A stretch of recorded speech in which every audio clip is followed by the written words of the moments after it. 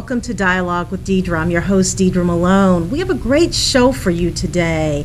One of my favorite young folk in the house today, Paula Peyton.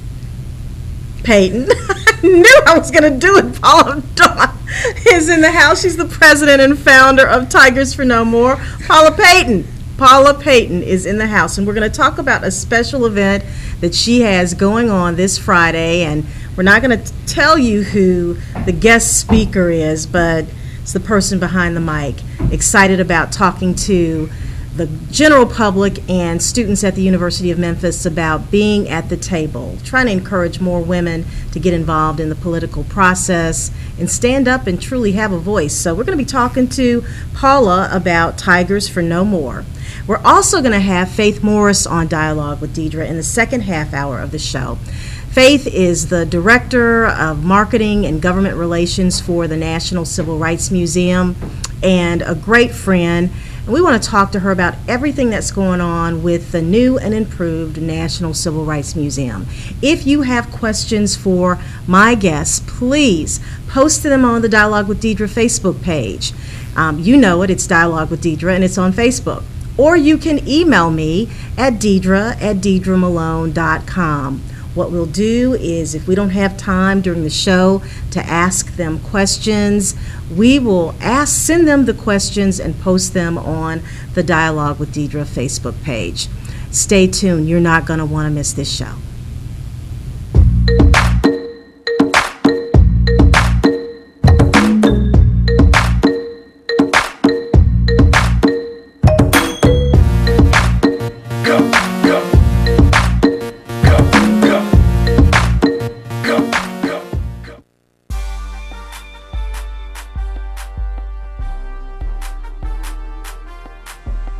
Search the M1 Network. Follow us on YouTube. Follow us on Twitter. Follow us on Facebook.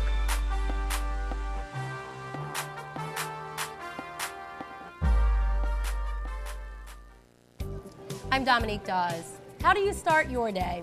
I always start with a healthy breakfast. Whether you're practicing for a game or studying for a test, eating breakfast every day can improve your concentration and help you perform your best. Kids who eat a healthy breakfast have more energy to work hard and play hard. That's why you should check out your school's breakfast program. It's for everyone, so make sure you energize your day. Eat school breakfast.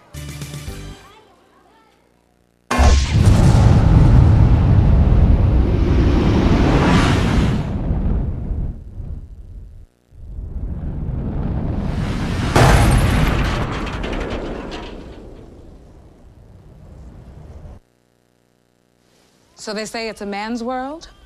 I don't see anybody's name on it. While they were doing their thing, we slowly changed all. Today, women can do anything men can do. And there's one thing we're even better at.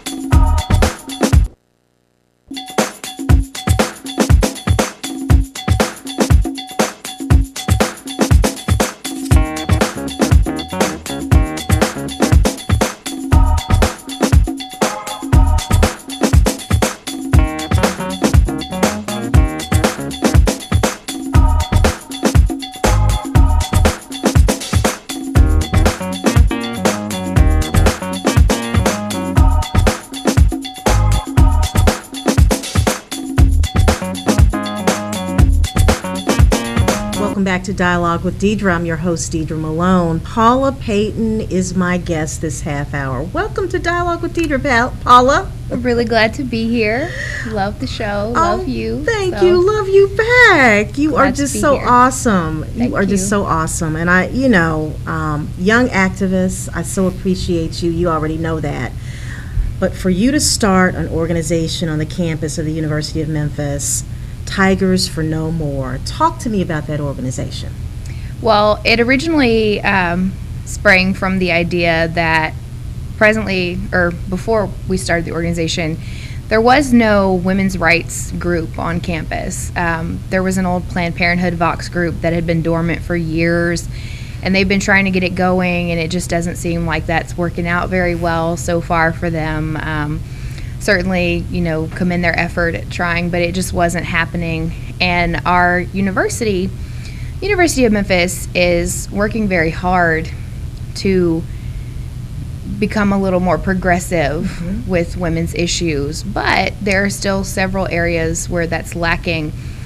And it really came out of a need for a group on campus specifically to advocate for women, but also in the community. I felt like there are so many people who really want to get plugged in and get involved, and so many great young feminists on campus especially, that it seemed like a good idea to pair up with some community organizations and start working in the policy making process off campus as well. Wonderful. So it actually grew out of a spur of the moment decision where I said, it's time, the day is today, it has to happen now. And in one afternoon we created the organization, and I'd help from a couple of friends helping me get stuff done while I was running around like a crazy person on campus filing paperwork, and here we are today. Our main interests, or special interests rather, are domestic and sexual violence.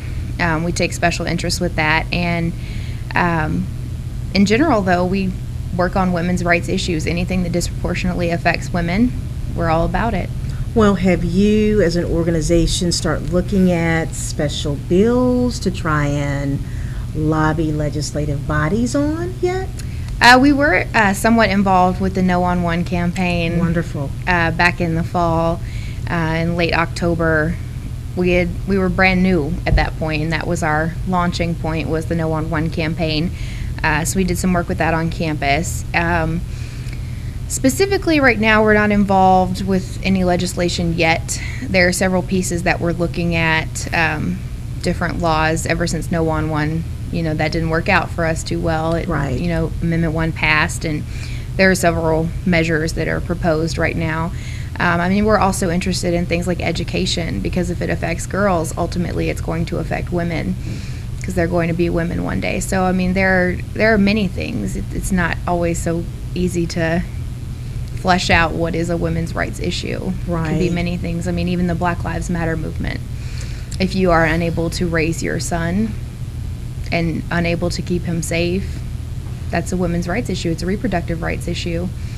So it is. There are many things that we're involved in, and we're also working right now on campus with the University of Memphis administration to come into compliance with the federal laws regarding sexual assault and rape reporting, and the processes that a university has to go through both before and after those things happen. Are you seeing that there are more women being assaulted on campus? I don't think those numbers have changed too much recently. Most of the time, the crime that occurs around campus is larger than the number of crimes that occur actually on campus. But we have had a couple of incidences of rape. A few years ago, we had a squatter living in a dorm. As not a student, he carried around a backpack on campus, posing as a student, and ended up raping a student in her dorm room. There have been a few instances like that, but I would say no more than any other college campus, and honestly somewhat less than many private campuses. What makes you, at your young age, feel like it's important for you to step up and have a leadership role when it comes to women's issues and be an advocate? I think there's a part of me that's a natural leader.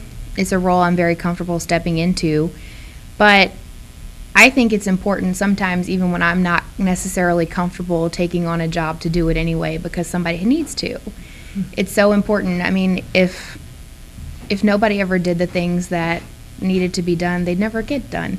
Somebody has to step up, and I think younger voices are really important because this is a conversation you and I have had before, back during your campaign. You know, your mayoral campaign last year, your office was filled with young people. I was honored to be one of them, but it's so important to have young voices. It's a fresh perspective, and it's a fresh energy with fresh thoughts. And, you know, there's nothing wrong with the experience that comes from being around the block for many decades, but sometimes it can also be beneficial to have those fresh thoughts. Well, you're absolutely right. I mean, as someone who's been around the block a couple of times, I can tell you that it was so important to have young voices involved in the campaign to let our team know. I mean, truly, you were part of the team. Let us know what young people are thinking, you know, how they view Memphis and Shelby County, and what direction we might consider going in on key important issues that are important to young folk. And so I'm just so proud of the fact that you started this organization. And talk to me about the event that's going to occur on Friday. So and why is it so special? On Friday, this woman named Deidre Malone, I don't know if you've met her, you are coming out to speak to the campus population and also to the general public. Everyone's invited. About women's political engagement. So the event is called Finding Her Seat at the Table. Deidre Malone Talks Women in Politics, and we're really excited, honored, and thrilled to have you coming out to talk about how you made history in Shelby County politics as both a woman and as an African American woman, and just to encourage other young women especially, but all women, to get involved, whether that be by going out and working on a campaign or running themselves. Just really get involved and become engaged. Wow. So important. I mean, we make up 51% of the population. We do. And we do. We have to be engaged. We're not. And I don't think, Paula, that women realize that the power that they have sometimes. Mm-hmm. Sometimes, and I know early on when I was young, I'd sit back and I'd listen, and I really didn't say much. And, you know, men just by nature tend to be more assertive. Right. I don't like to use the word aggressive. I think assertive is the right word. And they often let people know what they think. But women's perspectives are so different on a number of fronts, because although, you know, I don't want to take any credit from men who, you know, some men are, you know, the breadwinners in their households, but they also provide for their children as well. Right. But traditionally, it's a woman's role, and women juggle so many things. Right. That sometimes I think they feel like maybe I don't have the voice that I need or I should have in a community to effectuate some type of change. Right. And so my hope is that speaking to the group on Friday night, that they can see specifically young women, women in general, that here's someone who is standing before you who A, got married, had a family, worked, but still found a way to juggle all of that and give back to the community, because I just felt strongly that in order to effectuate change and to not just sit at home and talk about what I know right. should happen, that I needed to get out there and see how I can make it happen. And so, and I'm just the average woman who was the average young lady who I want people to see that you can do this too if that's something that you're interested in. And I think everybody should be interested in it. It may be not at the same level that I was, but going out and voting but educating yourself on the issues and the candidates, and not just going to vote for somebody because you know the name and you've seen the name 15 times. Or because you're identifying yourself with the party you grew up around. Right, You have to know who is in your corner and who's going to vote for the things that represent your needs. That's important. And I think it's really special to me, I think, to have you coming out on Friday, because for a long time, for a decade, I had been involved in campaign work before I met you. And I had a few people before that tell me, oh, you need to run for office one day, and that's what you need to be doing. And I tried to push really hard against that because I think I had some fear and some reservation there myself. And after I worked with you, I came out of that going, oh my God, this is what I need to do forever. Like, so good. And I think I have that special bond almost with you. So I think that's really special for me on Friday night. And I'm really excited for other people, women in particular, to be able to have the same experience, hopefully, that I had once they get to know you a little bit on Friday. And I think it's very different to have someone tell you you need to be involved versus someone that you can look at and see as an example, someone that's been involved, someone that's done it, that's juggled everything and done all the things that people are often worried about managing at one time. Someone who's done that and being able to look at that person and see the vision for your own life. Thank you, Paula. And I think it's important because I think some people think that you have to have a whole lot of money to get involved in politics, and you don't. No. You don't. I mean, some of the strongest, community activists that really, really on a grassroots level, I'll never forget, you may not know this name, but in North Memphis, when I was young in the political game, Alma Morris. Yes. And her, do you know that name? Alma Morris and her husband Charlie in the Klondike, New Chicago area. And the mayor of New Chicago, Matthew Davis. Those folk, average folk, church-going folk, who just people knew in the community, they would get out there and they'd campaign for candidates and for issues. And, they weren't elected officials, but they were really entrenched in their neighborhoods, and their children came up through the public school system, and they got out there and they fought for what they believed in. And so as I was coming up in the game and I looked at them and I thought, I can do this. My kids are in public education. I can do this. And so my hope is that whatever I share with the audience on Friday night, they can take a little nugget away and see that being engaged at any level is going to be important to the change that you want to see in your community. So look at that camera right there and tell our viewers, about the event and when they can come out on Friday night. Okay, so our event is Friday night, this coming Friday, March the 20th at 7 p.m. It's going to be on campus at the University of Memphis in the University Center Ballroom B. You can find a campus map if you need help with that at memphis.edu and type map in the search bar. There's parking available in the Curling Garage. The event itself is called Finding Her Seat at the Table. Deidre Malone Talks Women in Politics. It's free, open to the public, and we will have food thanks to a sponsorship from La Cole Culinaire Memphis. And really hope that everyone comes out and hears our wonderful speaker, Deidre Malone, talking about why it's important for women to become engaged in politics. And let me just say, Paula, when you mention food, a lot of people will come out. So we're going to say that one more time. You will be able to get food at this event. The message is going to be on point, but food, that's another thing. And, it's Women's History Month. It is. And so come on out and share with us on Friday night. Before you get out of here, I do have one question for you. Okay. What do you think are key issues that folk in your age group really care about today?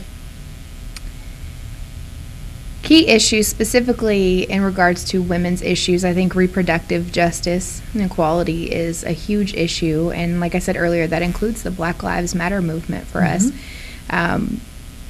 It includes access to cancer screenings, birth control, and abortion services, just all of those reproductive issues.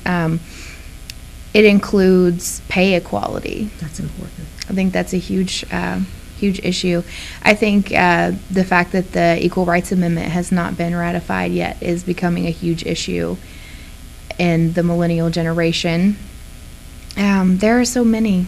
I think we're arguably entering into this fourth wave of feminism, and with every new wave, these new periods of time, new issues surface. Some of them are old issues that we're still working on, or maybe just we put a pause on and we're coming back. And I think we're geared up, and I think millennials are ready to tackle a lot of these issues. And I think that's why it's so important to get young people involved, because we care so much about things and we're so passionate about issues, but there seems to be a disconnect in the passion and actually making things happen.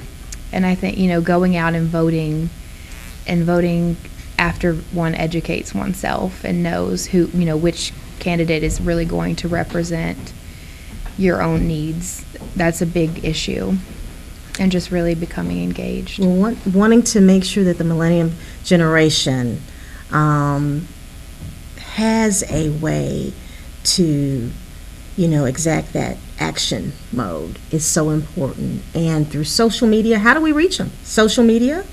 I think social media is good. I think for me anyway, it's not as much about which medium you use, it's the way that you craft a message. To target them. Yes, because I think millennials are so much more media literate than generations in the past. We've been educated about media literacy since we were watching Sesame Street. Right. We've had people telling us, oh, that's just on TV, it's not real, for the longest time. And eventually, those messages become ingrained, and we're much more watchdog type consumers. We understand when people are trying to sell us a load of crap, we don't fall for things like a lot of other people do. It's harder to encourage people to become involved using the same old methods.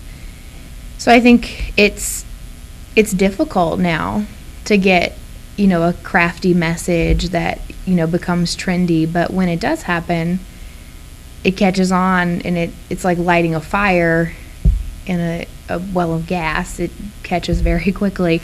But I think it's much more about how you phrase a message, and using words that make people feel like they're already involved. And what can they do next? So, Paula, I'm just so glad you had an opportunity to come on the show. Thank you so much for having me. Now, we're going to have you come back because your voice is important, and I think people want to hear what you have to say. So, love to. Paula Peyton, President, founder, Tigers for No More. Thank you for being on Dialogue with Deidre. Thank you so much for having me. I can't wait to see you Friday night. I can't wait to be there Friday night. Excited about it, and hoping that a lot of people come out to hear you and hear me. We're going to tag team it. That's right. All right. All right. So when we come back, Faith Morris with the National Civil Rights Museum will be on the show. You're watching Dialogue with Deidre. We'll be back in a moment.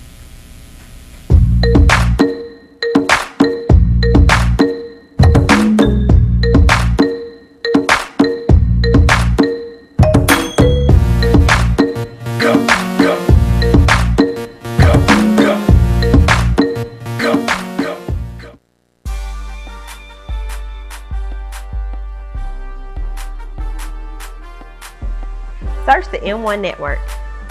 Follow us on YouTube. Follow us on Twitter. Follow us on Facebook.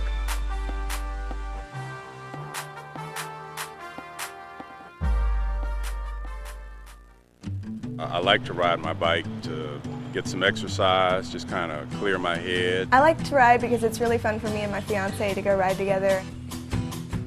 I started riding my bike as a way to save money on gas. I like to ride my bike mostly because it's fun and it's good exercise. That's how I get everywhere. It's how I go to grocery stores, it's go to work, it's how I go to my friend's house. Sometimes I just like to not even have a particular destination in mind, just to see different parts of the city. Just going through the park, you see people, and if you're on your bike, you can smile or say hello. I own 5 bikes. The green Schwinn is my grandfather's bike, and every time I ride it, and he can be with me where I go. not burning gas, I'm not polluting the air. And in a way, it kind of gets me back to the kid in me, which is kind of cool.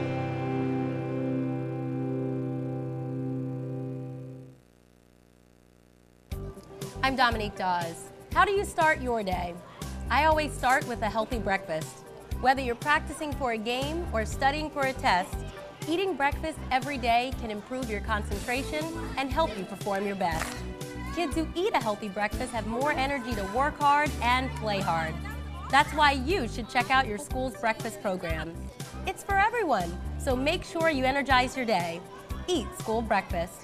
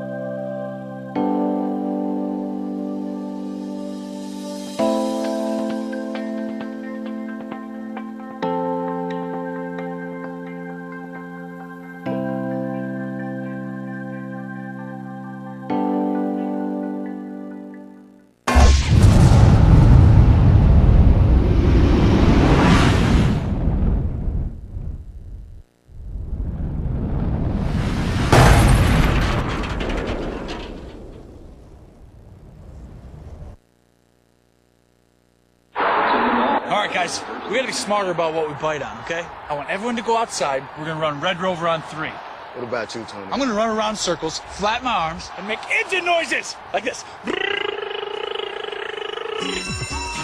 When it comes to playing, big kids are the pros. We're eating right, too. We fuel up. To play 60! Your school doesn't have a program? Be a leader. Start one. Click today and join the movement. So they say it's a man's world? I don't see anybody's name on it. While they were doing their thing, we slowly changed ours. Today, women can do anything men can do. And there's one thing we're even better at.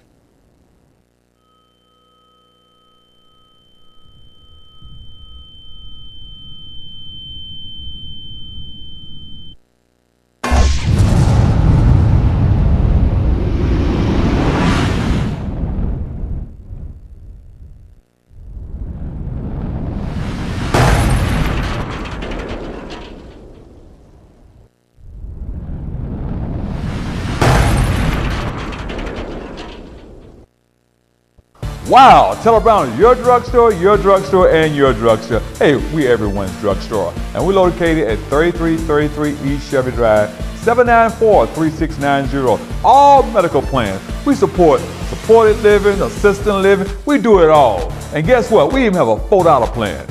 Hey, call and ask Dr. Brown about that. I gotta go because she's coming with those boots.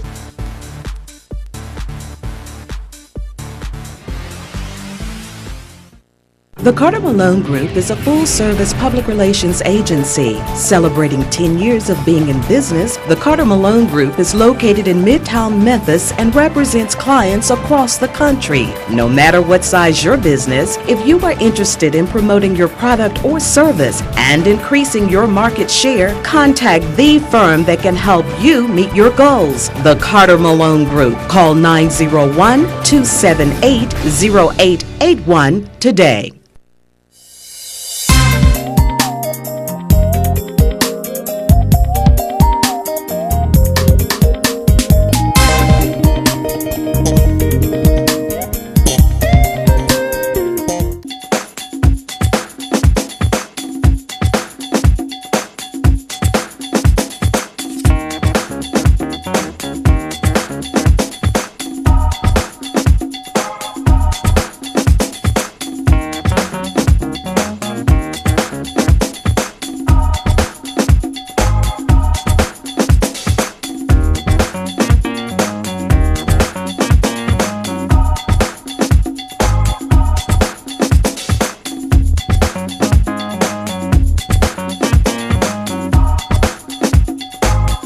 Welcome back to Dialogue with Deidre. I'm your host, Deidre Malone. Faith Morris with the National Civil Rights Museum is our guest in this half hour.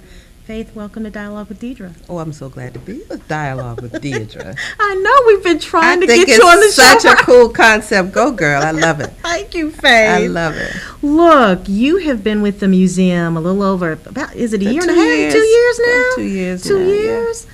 You've got a lot going on with that new renovated museum over from there. The minute I walked in the door.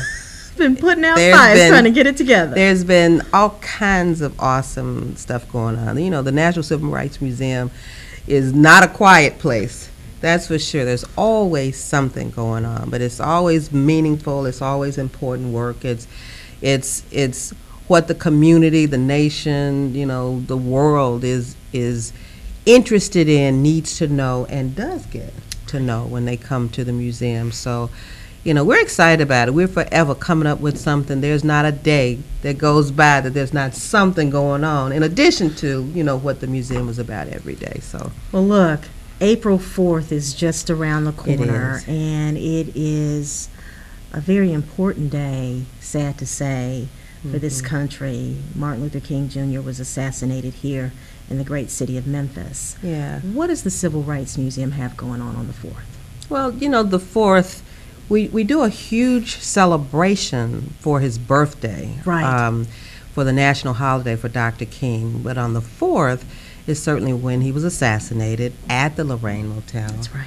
And the museum is built around, you know, that. And, you know, we're taking sadness and making it a triumph. It really is significant of what the movement is about. So we always spend time on April 4th just reminding ourselves and celebrating the man and commemorating, you know, his importance and his legacy, and, you know, documenting, you know, what his death was all about. It wasn't the end of anything. It really was the beginning of really a new resurgence in the movement.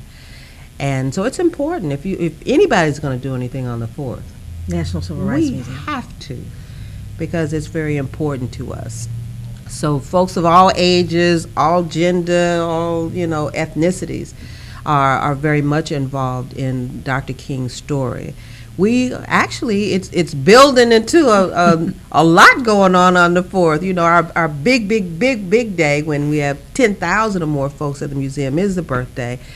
And the April 4th celebration is always a little smaller, a little more, you know, people come internationally every year to just visit the balcony, to see the balcony. We do the changing of the wreath. But this time we're going to do things a little different. We'll actually have activities most of the day. We're going to start the day, Church of God in Christ. And you know, Dr. King's last speech was at Mason Temple. So there's a march that the bishops, the Kojic bishops, are going to be staging from Mason Temple to the museum. And they're going to start around 10 o'clock in the morning, and how long it takes them to walk that short walk to the museum. But we're going to say that maybe at about 10:30, 11 o'clock is when we will really start what I think will be a pretty phenomenal program. The city of Memphis is involved in this. In fact, it was very important to them. They wanted to do it. Good. So we have a concert that's going to happen after the marchers get there, and we have, you know, some really great speakers. The symphony, the Central High School, Deborah Manning Thomas. Ooh, she can sing. And she. So folks just need to get there at about 10:30 and just plan to stay for a little while. And of course, include in that time to go through the museum so you can really see Dr. King's story. And then at around 5 o'clock, we will have our traditional changing of the wreath. The Alphas, who, you know, this was Dr. King's fraternity, every year come to the museum, and they have a little ceremony that, you know, is important to witness. And then at 6:01 was when Dr. King, you know, died. And there's a moment of silence that happens all over the world for that. And if we don't do anything, we always do that. That's important. That's really important. So it's a significant day, and we're hoping that everyone will come out and share with us just how important it is to remember this man that has done so much and continues to, I don't know anybody who does not get a lot from reading his work and hearing his speeches and understanding, what he did for the movement. So we just try to keep that alive every day. And every time I hear it or I read it, I get something different. Yeah, every time. And, it does rejuvenate me to try and see what else I can do in order to move our community forward. So I guess it's everlasting. It is, and very motivational. Very motivational. If you can't be inspired by Dr. King, then you're in a little bit of trouble. Something's wrong with you. You got something going on that can't be fixed. Right. That can't be fixed. So, anytime you really need to hear some good work and put things in perspective, there is a speech or a letter or some work that he penned or spoke that will take care of that for you. Well, Faith, I want to also talk about, once you arrived on the scene with the National Civil Rights Museum, a number of new things started happening. The Drop the Mic contest. Ooh. Last year was so exciting. Wasn't that something? We said we have so many young people. We have over 60,000 young people that come to the museum every year, and we feed off of that energy. And one of the things that we had asked some folks is we're always talking to our visitors, what should we be doing? And they say, we love the Freedom Award, and they get to do that as a part of the public forum so they can come and engage with the honorees. But we have seen just how much they are into spoken word. Mm-hmm. So we're just crazy enough to think that we could be cool enough to step out there and do a poetry slam. And so we did it last year, and it was standing room only, and the students were phenomenal. They were phenomenal. How thoughtful. The theme was freedom last year. Mm-hmm. And honey, they put freedom in so many different contexts. It's like, wow, we thought we knew some freedom, but now we have it from a 15 to 25-year-old perspective.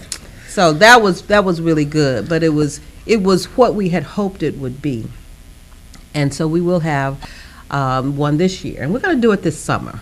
And we want for and we'll still do the 15 to 18 and the 19 to 25-year-olds so that we can hear from their heads, from their minds, from what's going on in their world, what voting is. That'll be good. Because, this is the 50th anniversary of the Voting Rights Act, and, we still trying to get it right.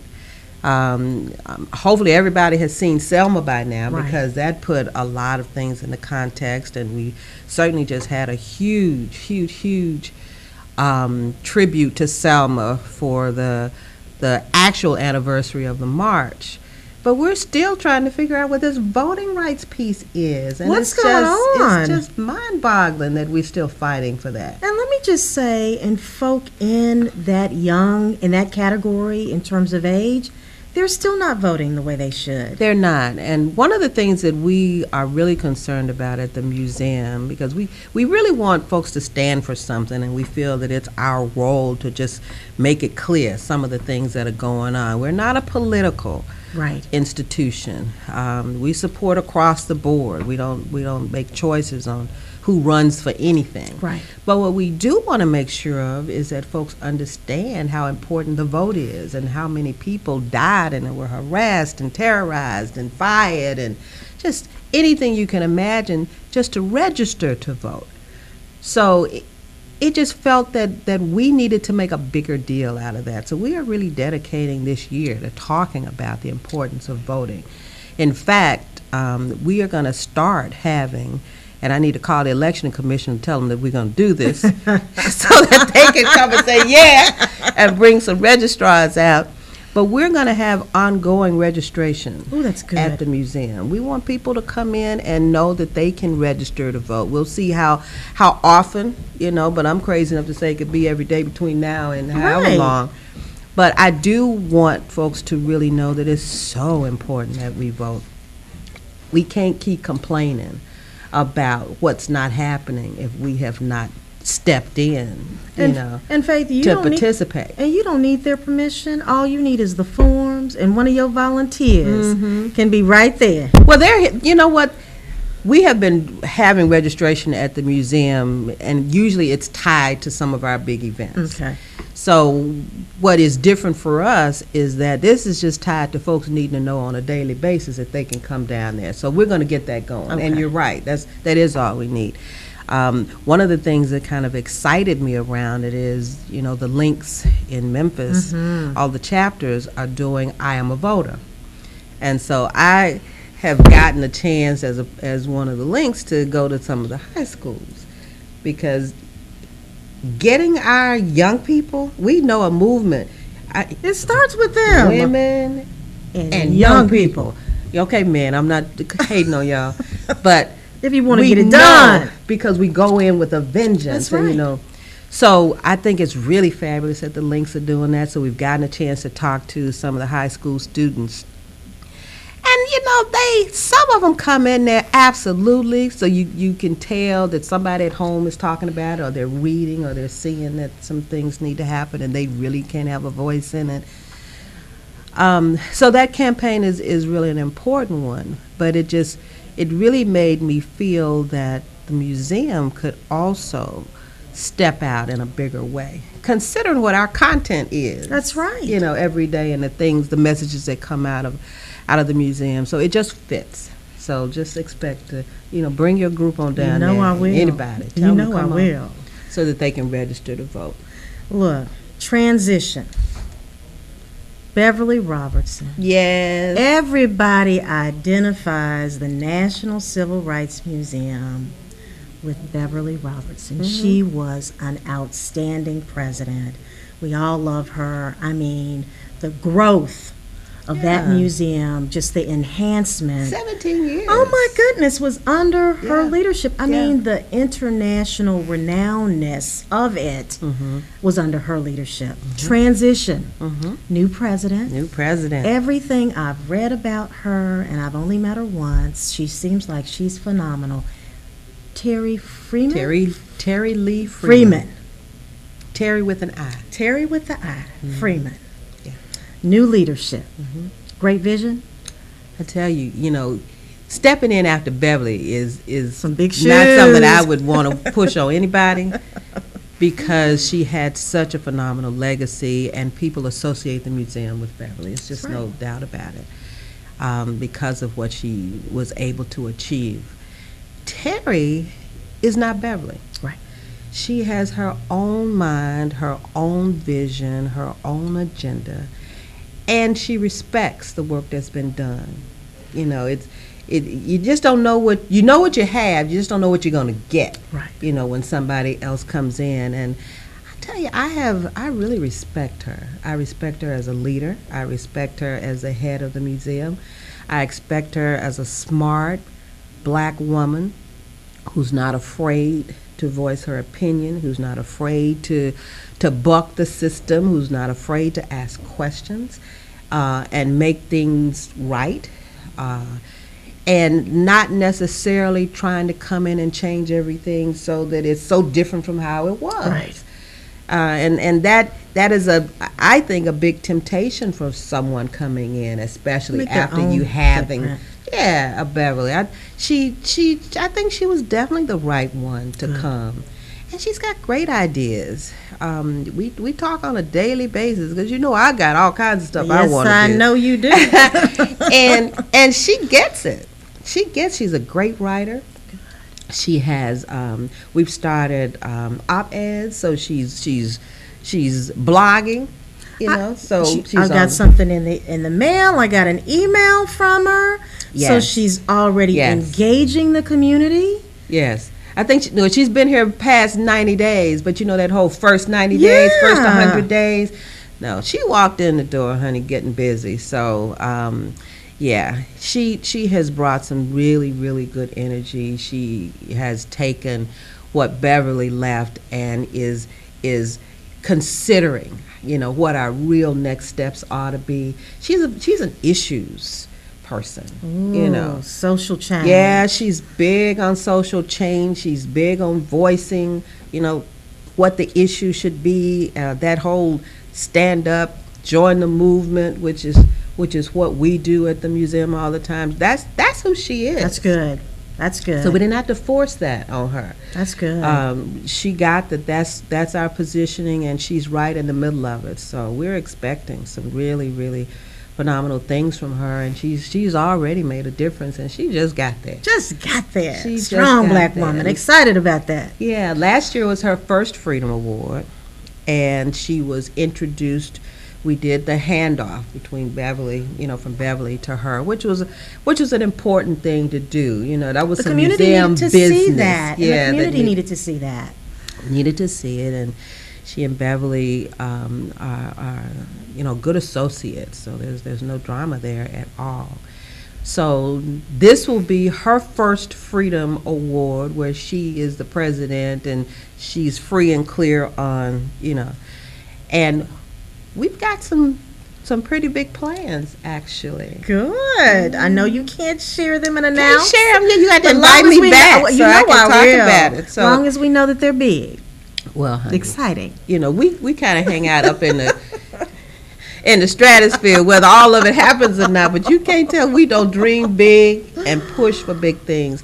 But yes. It really is important for us to get some things done this year with the Freedom Award. This is our 24th year. Next year is our big 25th anniversary.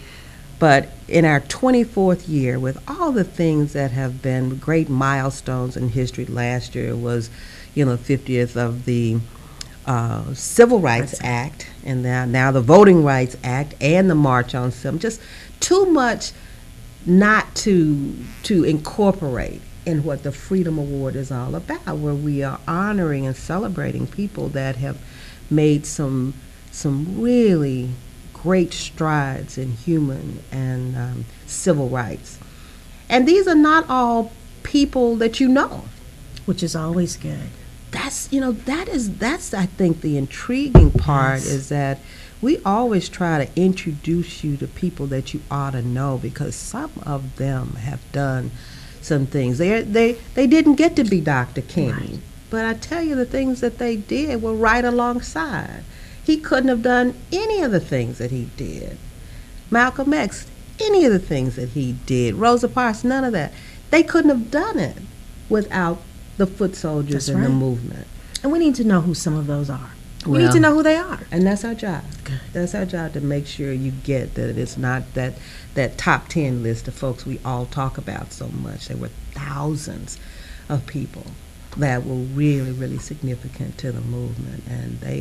And you know what? They weren't trying to be stars. They weren't trying to run nothing. They were just trying to live their lives and make sure that their families were safe and supported. Their children had a chance, at life, that there were some equalities and some real considerations. We weren't asking for anything that didn't exist. We wanted what everybody was supposed to get based on the Constitution, and we didn't have two.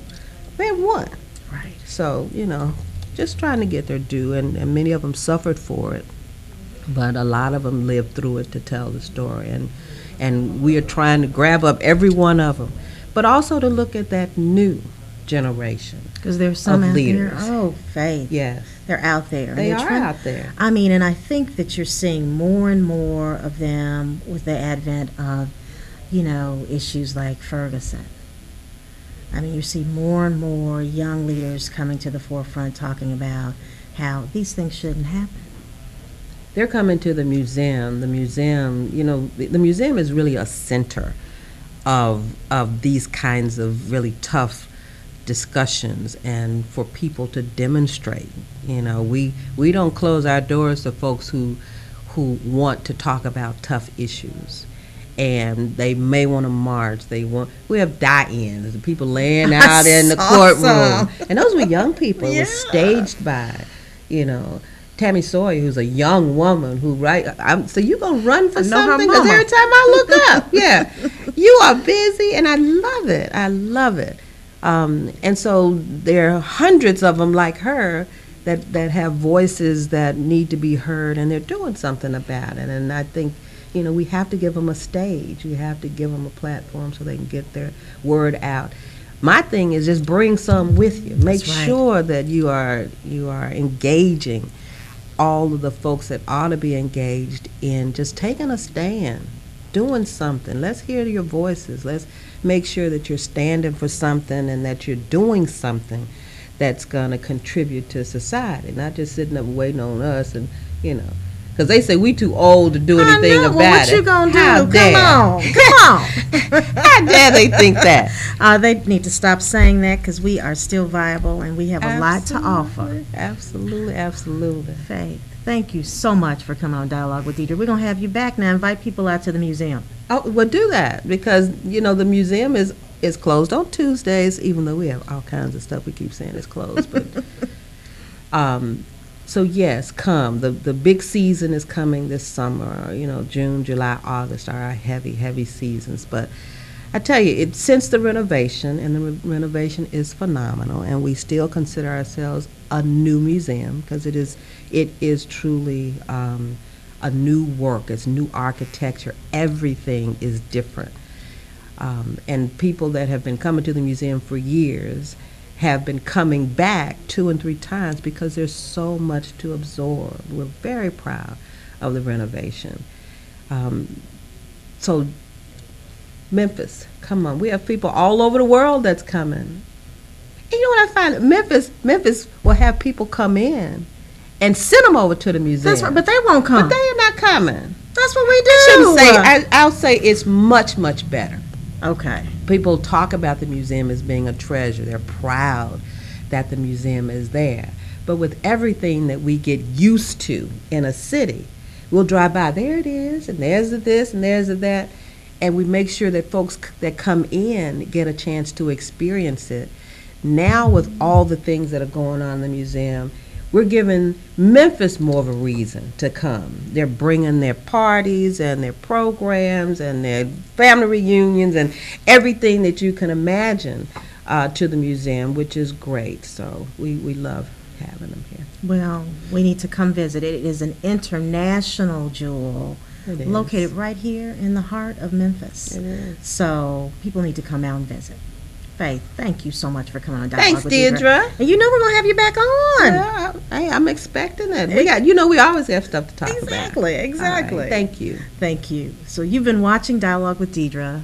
Thank you so much for joining us. We'll see you next week.